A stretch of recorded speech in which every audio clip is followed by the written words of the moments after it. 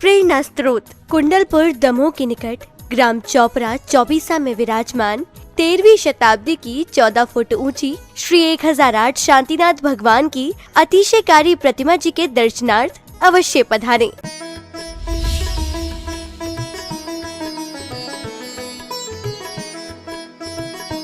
बहुत सारी त्यागी वृत्ति भी तैयार हुए। खुरई से बहुत आरिकाएं भी बनी हैं और मुनि महाराज भी बने हैं। इस तरह से भी खुरई नगरी का गुरुवर के प्रति समर्पण भाव रहा है। भव्य नगरागमन होने के पहले गुरुवर खिमलासा नगर में विराजमान थे। खिमलासा में समाज को धर्म लाभ दिया और वहाँ से विहार करके खुरई में 20 दिसंबर 2018 के प्रातःकालीन समय में गुरुवर ने नगर में प्रवेश किया। समाज बड़ी है, लगभग 700-800 घर की समाज है दिगंबर जैन समाज के रूप में, और धन धान्य से समृद्ध व्यापार आदि कार्य सभी के अच्छे हैं। निरंतर धर्म की प्रभावनाएं होती रहती हैं। आचार्य ने मंदिरों की वंदना करते हुए नवीन दिगंबर जैन पार्श्वनाथ जिनालय मंदिर में वंदना की और फिर निकट ही मंगल धाम बना हुआ है, मंगल धाम में विराजमान हुए। फिर क्या है, स्वाध्याय का क्रम प्रारंभ हो गया, प्रवचनों का क्रम प्रारंभ हो जाता है, लोग भक्ति भाव करने लगते हैं। आहारचर्या का लाभ लेने के लिए तो समाज में पहले से ही भावनाएं प्रारंभ हो जाती हैं। प्रतिफल देखने को ही मिलता है। गुरुवर का संग जहाँ विराजमान होता है, समाज के सभी परिवारीजन उत्सुक रहते हैं और इसलिए भी उत्सुक ज़्यादा रहते हैं कि कुछ पता नहीं कब बिहार हो जाएगा, कुछ पता नहीं कब बिहार हो जाएगा। ऐसा करते हुए खूब बढ़ चढ़ करके समाज ने अपना भक्ति भाव प्रकट किया और सचमुच ही जैसा आचार्य श्री के उद्बोधन में स्वयं आया कि मैं आया तो था दिन दो दिन का सोच करके, लेकिन यहाँ आने के बाद कुछ ऐसा वातावरण बना कि रुकते रुकते रुकते रुकते रुकते रुकते आचार्य श्री लगभग 1 माह रुक गए। सामान्य बात नहीं है।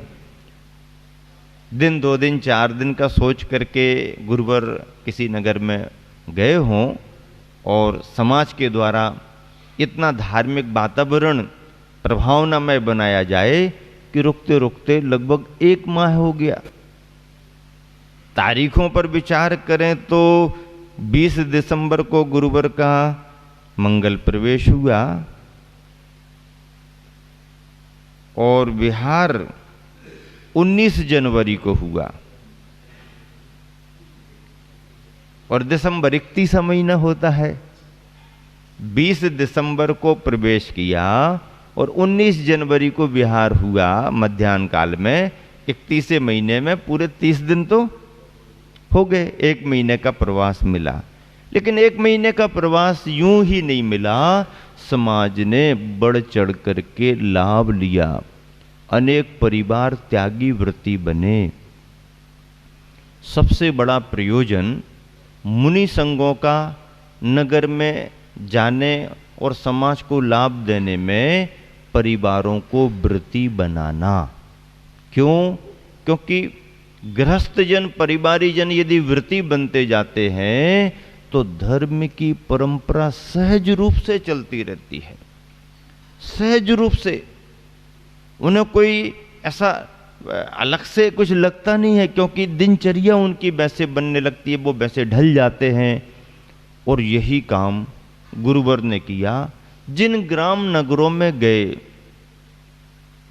सहज रूप से जो गृहस्थ थोड़ा सा निवृत्ति की ओर हैं, सर्विस से रिटायरमेंट की ओर हैं, पारिवारिक जवाबदारियां अब थोड़ी सी कम हो गई हैं, बालक बालिकाओं के विवाह आदि से फ्री हो चुके हैं, ऐसे परिवारीजन धार्मिक भावना से जुड़ करके और घर में ही भले हों पर गृहस्थी के योग नियम संयम का पालन करके प्रतिमाधारी व्रती बनते जाते हैं। और ऐसे प्रतिमाधारी व्रती बनने से समाज में धार्मिक परंपराएं निरंतर प्रतिदिन 24 घंटे चलती रहती हैं।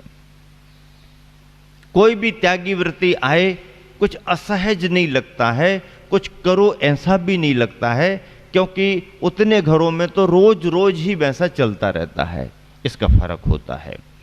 आचर्षि ने यही काम किया। बड़े बूढ़े मिले तो घर में ही रह करके व्रती बनो, अच्छे से रहो, धर्म ध्यान करो। और जरा नई उम्र के मिले तो उन्हें अपने रंग में रंग करके, हाँ अब घर में नहीं रहना, निकल चलो। नई उम्र के मिले, निकलो।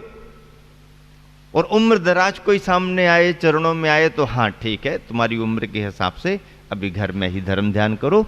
ज्यादा निर्वृत्ति का भाव है तो गुरुकुलों में, आश्रमों में, अपने आश्रम वगैरह में जाके देखो।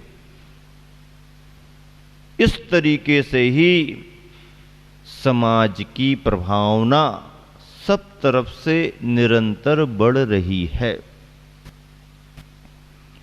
जिस घर में गुरुवर के चरण पड़ जाएं, जिस परिवार में आहार दान का योग बन जाए, तो किसी को कुछ कहने की जरूरत नहीं, आचार्य श्री को भी कुछ कहने की जरूरत नहीं। वो परिवार स्वयं उत्सुक होता है कि बस मुझे आदेश दो, करना क्या है, करना क्या है। बल्कि बहुत पहले से ही लोग ऐसा भाव बना करके बैठते हैं कि जिस दिन गुरुवर का आहार दान संपन्न होगा उस दिन हम इस तरह का घोषित करेंगे। पहले से ही बैठे रहते हैं। कई लोगों की भावनाएं तो चर्चाओं में कार्यकर्ताओं को पहले ही से मालूम हो जाती हैं कि भैया इनको बहुत बड़ा लाभ लेना है, बहुत बड़ा काम करना है। भाव तो आज ही देने का हो रहा है, लेकिन अब उनका थोड़ा सा ऐसा भाव बना है कि जब गुरुवर का सौभाग्य मिलेगा उस दिन करेंगे। ऐसा करते हैं लोग। बड़ा ही दान होता है सो भी ऐसी बात नहीं है, छोटे छोटे दान भी होते हैं।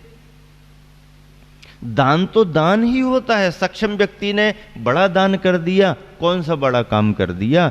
छोटे व्यक्ति ने अपनी गुंजाइश से भी थोड़ा सा बढ़ करके छोटा सा दान किया है दूसरों की नजर में, लेकिन उसने अपनी गुंजाइश के अनुसार तो बहुत बड़ा दान किया। तो आचार्य श्री तो उस छोटे परिवार के छोटे से दान की भी बड़ी प्रशंसा करते हैं। और खास करके त्यागी व्रती परिवारों से यदि जरा सा भी कोई दान होता है तो आचार्य श्री उन्मुक्त भाव से प्रशंसा करते हैं। देखो, व्रती भी बना परिवार और दान भी दे रहा है। वृत्तियों को बहुत बड़ा दान देना जरूरी नहीं है, क्योंकि वृत्ति अपनी मर्यादाओं में आ जाते हैं, व्यापार को सीमित कर लेते हैं, सर्विसों से रिटायरमेंट ले लेते हैं, फिर अपना धर्म ध्यान करते हैं, जो भी उनका प्रबंध है उसी से अपना दान पुण्य करते रहते हैं, अपना सब कुछ करते रहते हैं। तो त्यागी वृत्ति बहुत बड़ा दान करे ऐसी कोई अपेक्षा फिर नहीं रहती, क्योंकि वो मोक्ष मार्ग पर आगे बढ़ गए। पर त्यागी वृत्ति भी चाहता है कि जितनी अनुकूलता हो उतना अपने द्वारा भी हो, तो उसका दान और श्रेष्ठतम माना जाता है, क्योंकि संयमी परिवार के द्वारा दान दिया जा रहा है। सामान्य गृहस्थ तो व्यापार धंधों में अनाप शनाप कमाई करते हुए ना कोई नियम ना कोई बड़ा संयम, और उनको तो साल भर में एक बार गंगा स्नान करना है तो मौका मिला तो अपना करके चले जाते हैं। उनका दान भी प्रशंसनीय होता है, लेकिन उनका दान उनके अनुसार होता है, बाकी का दान बाकी के अनुसार होता है। पूजा पाठ अभिषेक करने वालों की भी संख्या बढ़ने लगी। सब तरफ पूरे देश में जो चहल पहल पहले पर्यूषण 10 लक्षणी में मंदिरों में दिखाई देती थी, आज का समय ये है कि सुबह सुबह मंदिरों में जाकर के देखो तो रोज 10 लक्षण पर्यूषण दिखाई दे रहे हैं। रोज खूब ठाट वाट से अभिषेक हो रहे हैं, खूब ठाट वाट से शांति धाराएं हो रही हैं। रोज रोज गृहस्थों का किसी न किसी रूप में दान निकल रहा है। थोड़ा थोड़ा ही सही, पर दान की परिपाटियां बढ़ती जा रही हैं। दान आने से मंदिरों का वैभव बढ़ रहा है, मंदिरों की व्यवस्थाएं बढ़ रही हैं, और छोटे छोटे क्या बड़े बड़े दान भी समय समय पर हो रहे हैं। यह सब वर्तमान में जिन धर्म और जिन शासन की प्रभावना का प्रभाव है, जो आचार्यों मुनियों के माध्यम से पूरे देश में चल रही है। खुरई नगर में भी सभी मंदिरों में बढ़ चढ़ करके लोग लाभ लेते हैं, अभिषेक पूजा पाठ करते हैं। मुनि संग पधार जाएं तो धर्म की प्रभावना करते हैं, कराते हैं। बड़े बड़े समारोह, सामाजिक कार्यक्रम भी सब जगह होते हैं, वहाँ भी होते थे। और समाज की भावनाएं देख करके गुरुवर ने रुकने का मन बना लिया। समाज की योजनाएं कुछ चल रही थीं। पहले संघों के चतुर्मासों में कुछ भाव बने, कुछ जमीन ले ली गई, ये बनाना वो बनाना, और आचर्षी के नाम से ही बनाना, विद्याधाम बनाना, ऐसा तय कर लिया समाज बंधुओं ने। आचर्षी के सामने निवेदन किया। आचर्षी ने कहा कहाँ बनाना है, जगह दिखाई। आचर्षी कहने लगे जगह तो बहुत छोटी है, इतनी छोटी सी जगह में क्या बनेगा, और अंदर को है, ऐसा करके और कोई जगह खुरई के हिसाब से जगह बताओ। तो बस फिर क्या था, समाज बंधुओं की जगह पड़ी रहती हैं। परिवार की उत्सुकता बढ़ी, हमारी जगह पड़ी हुई है। खड्डर परिवार बोला हमारी जगह पड़ी हुई है, आचर्षी को पसंद आ जाए, देख लो सागर रोड पर है। दिखा दी गई जगह, और जगह रोड टच थी। खुरई सागर मेन रोड था और खुला वातावरण था। 6-7 एकड़ की जगह थी, बड़ी जगह थी, खुली जगह थी। आचर्षी ने देख करके आशीर्वाद दे दिया, भाई कोई चीज बनानी है तो अच्छे बनाओ, खुले में बनाओ। और सहस्रकूट जिनालय की योजना बनी। सहस्रकूट जिनालय के लिए शिलान्यास का कार्यक्रम भी संपन्न हुआ, और एक ही परिवार ने संपूर्ण सहस्रकूट जिनालय को बनाने का आशीर्वाद प्राप्त कर लिया। एक ही परिवार ने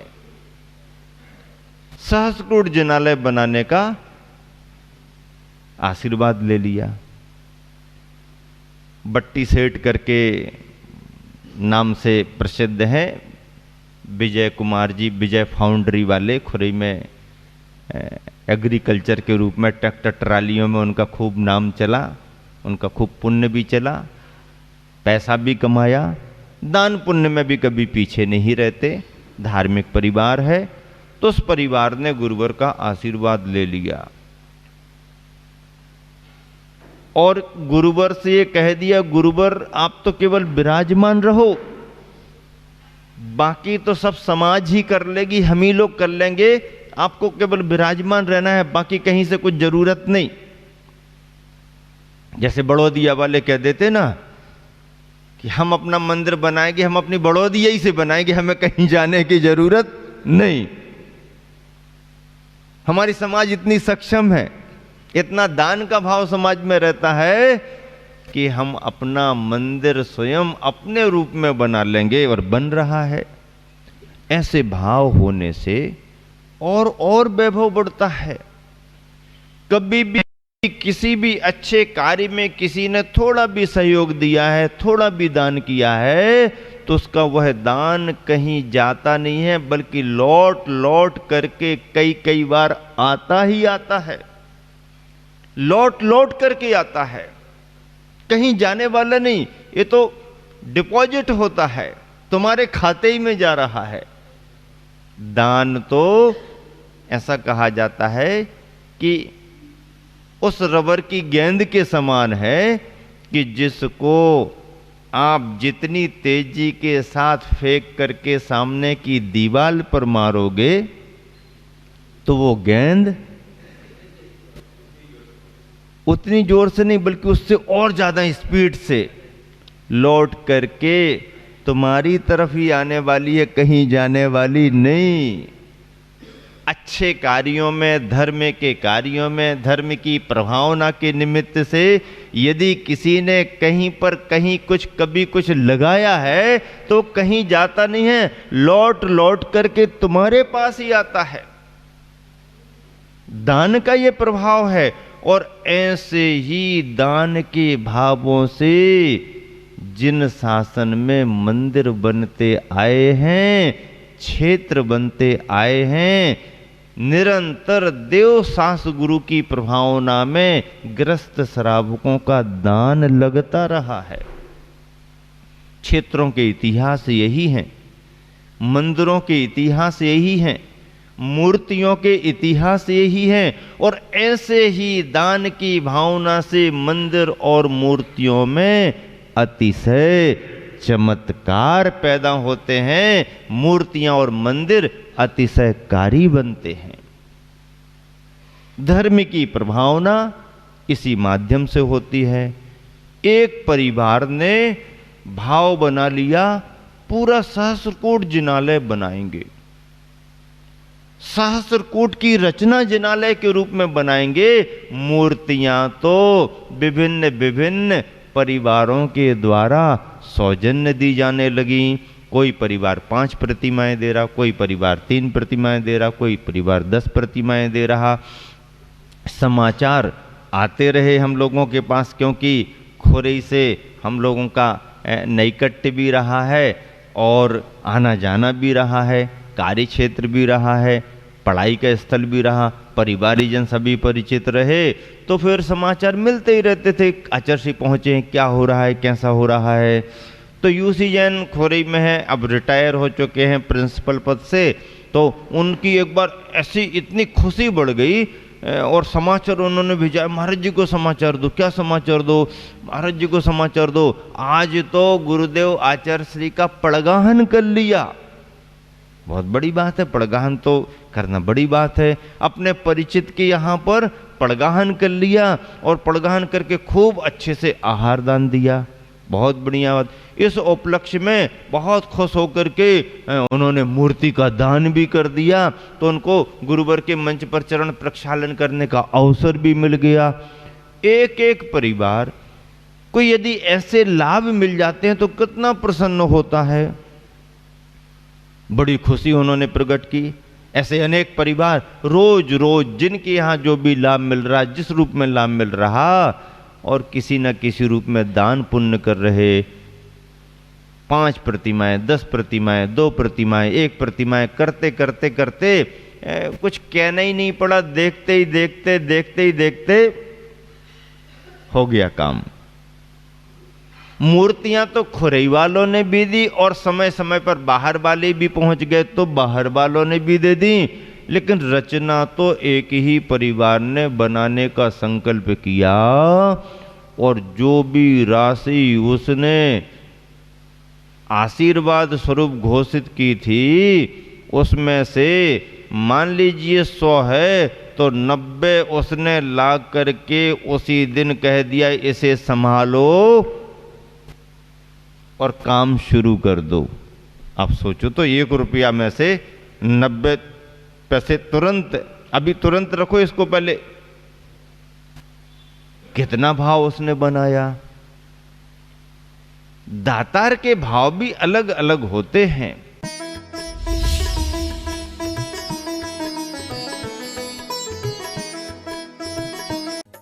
प्रेरणा स्रोत कुंडलपुर दमोह के निकट ग्राम चौपरा चौबीसा में विराजमान 13वीं शताब्दी की 14 फुट ऊंची श्री 1008 शांतिनाथ भगवान की अतिशयकारी प्रतिमा जी के दर्शनार्थ अवश्य पधारें।